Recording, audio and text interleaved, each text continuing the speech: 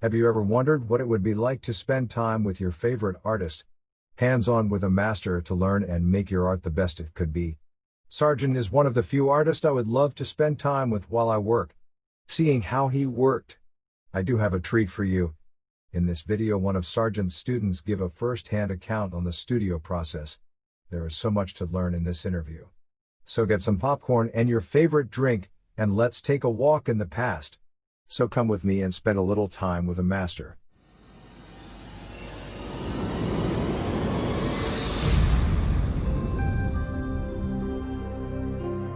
The Sunday Painter.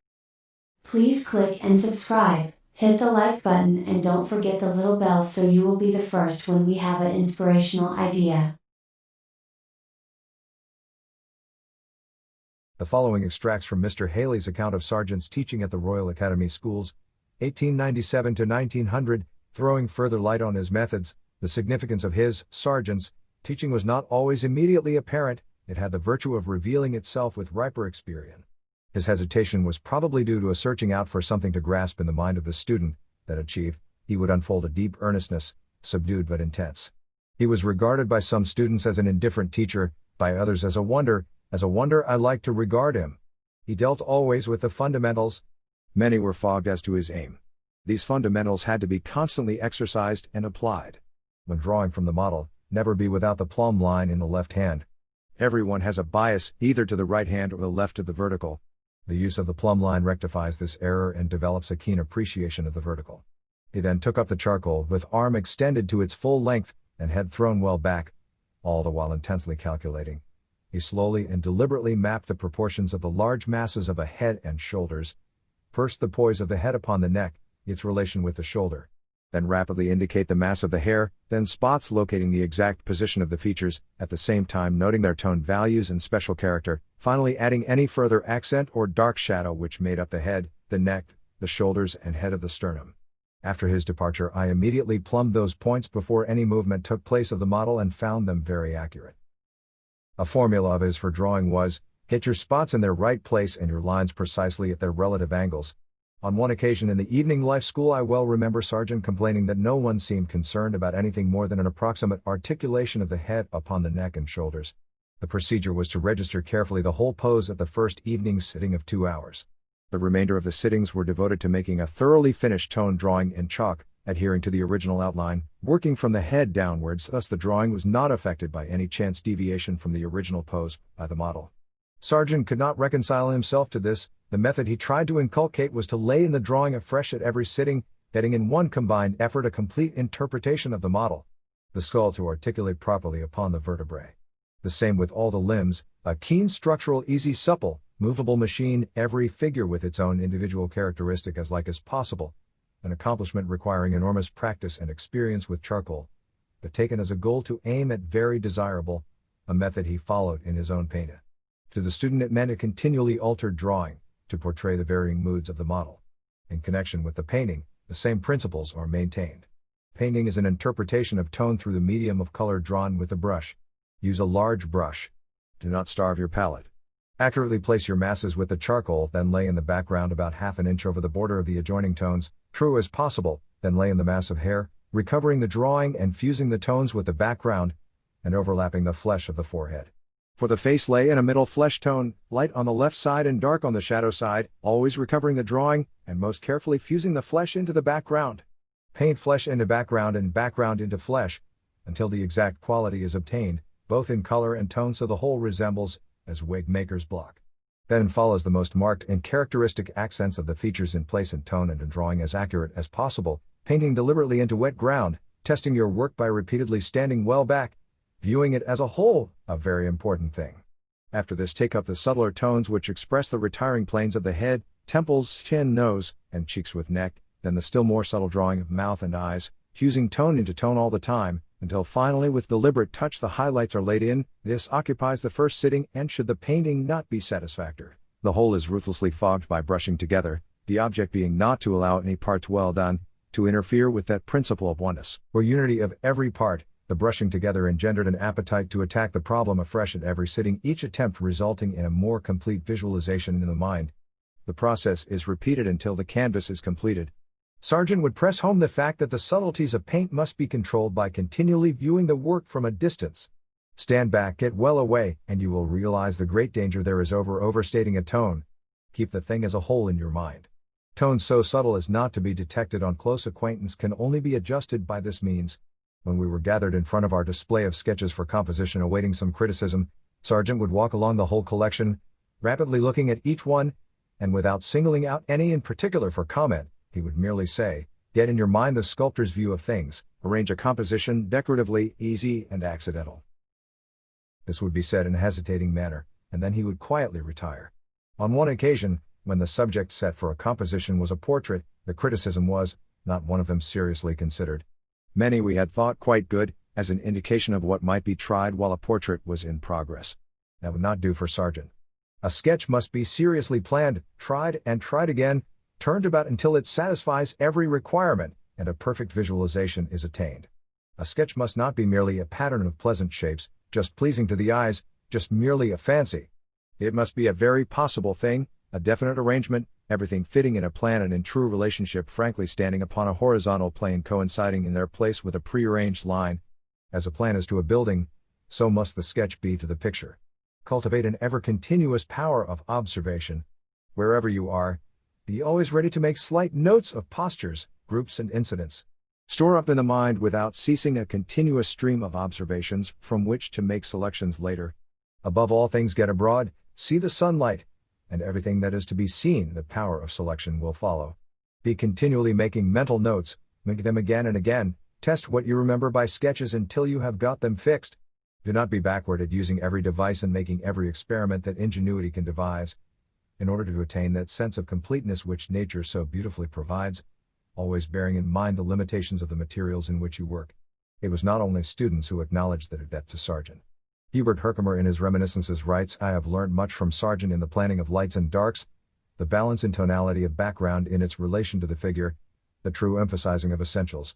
Sargent was well aware of the pitfalls that await the painter of the fashionable world, and as sitter after sitter took his place on the dais in his tight street studio, he seemed to become more sensible of them. He tried again and again to escape, and he often, in his letters, expressed his fatigue. He wearied of the limitations imposed by his commissioned art. Painting those who want to be painted, instead of those whom the artist wants to paint, leads inevitably to a bargain, to a compromise between the artist's individuality and the claims of the model. Mannerism becomes a way out, that which pleases becomes an aim. Artistic problems give way before personal considerations. The decorative quality of a picture takes a secondary place. Sargent's sincerity, the driving need he had to express himself in his own way, his satiety with models imposed on him by fashion, culminated in revolt. He was forced, now and then, it is true, to return to his portraits, but his Boston work absorbed him more and more. The call of his studio in Fulham Road when he was in London, and of the Alps and the south of Europe in summer, came first. In 1910 his exhibits at the Academy, instead of portraits, were glacier streams, Albanian olive gatherers, Vespers and a garden at Corfu, at the New English Art Club, flannels, on the Giudecca, the Church of Santa Maria della Salute, a Florentine nocturne, a moraine and olive grove. When in 1901 Mr. J.B. Manson, then a student, wrote to Sargent for advice, he received the following reply: "In reply to your questions, I fear that I can only give you the most general advice. The only school in London of which I have any personal knowledge is the Royal Academy. If the limit of age does not prevent your entering it, I should advise you to do so. There are also very good teachers at the Slade School. You say you are studying painting to become a portrait painter. I think you would be making a great mistake if you kept it only in view during the time you intend to work on a life class, where the object of the student should be to acquire sufficient command over his material to do whatever nature presents to him." It is evident that in his student days Sargent shared the apprehension excited in the studio by his brilliant, free-spoken teacher Carolus Duran.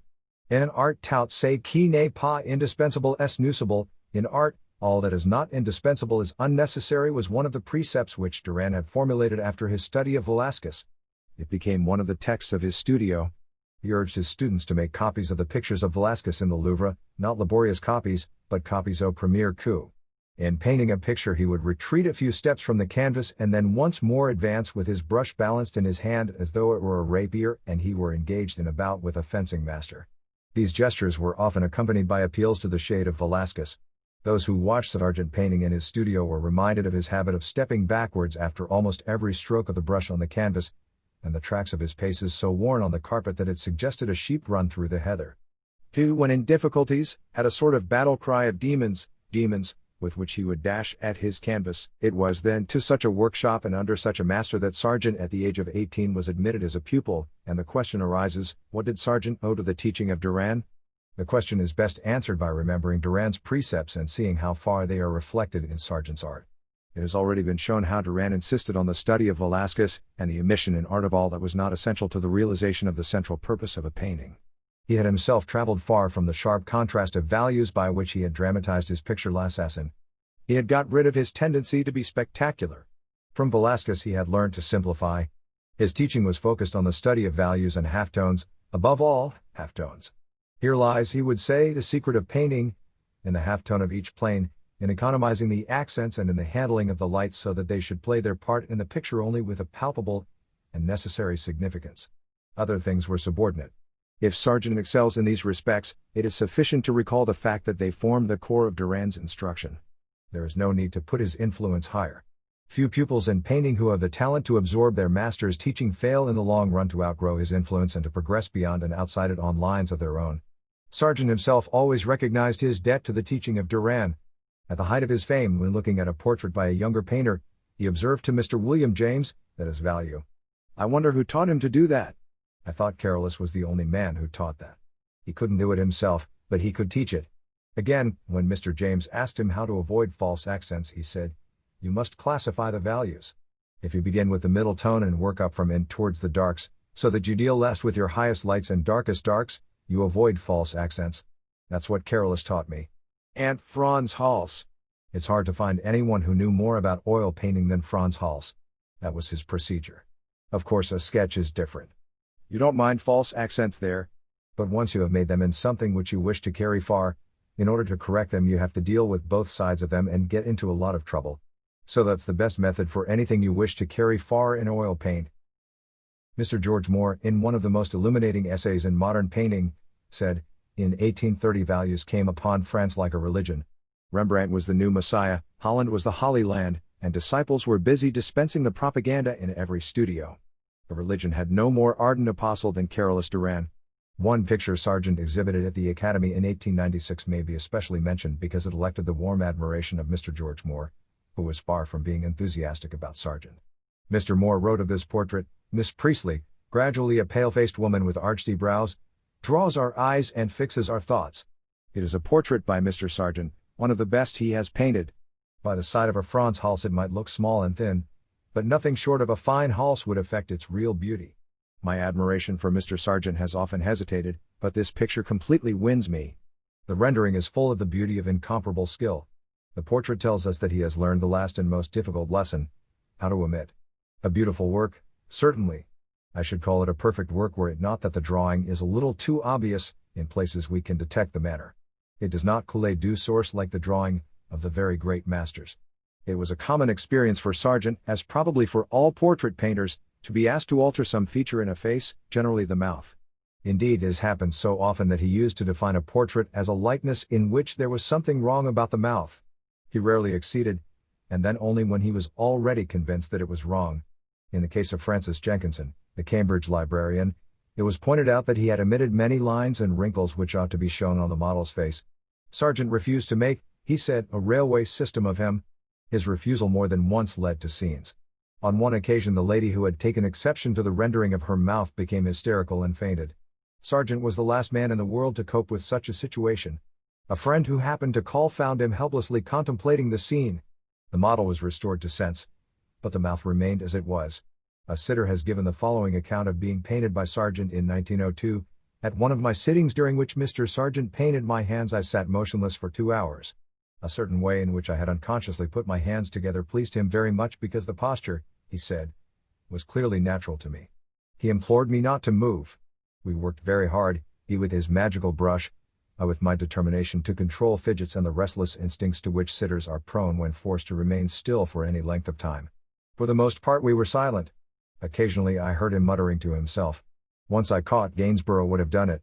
Gainsborough would have done it. He worked at a fever heat, and it was so infectious that I felt my temples throbbing in sympathy with his efforts, the veins swelling in my brow. At one moment I thought I was going to faint with the sense of tension and my fear to spoil the pose which had enthused him. At the end of 2 hours he declared that the hands were a failure, and he obliterated them. "I must try again next time," he said in a melancholy tone. At the next sitting he painted the hands quickly as they now appear, a tour de force in the opinion of some, utterly unsuccessful in the view of others.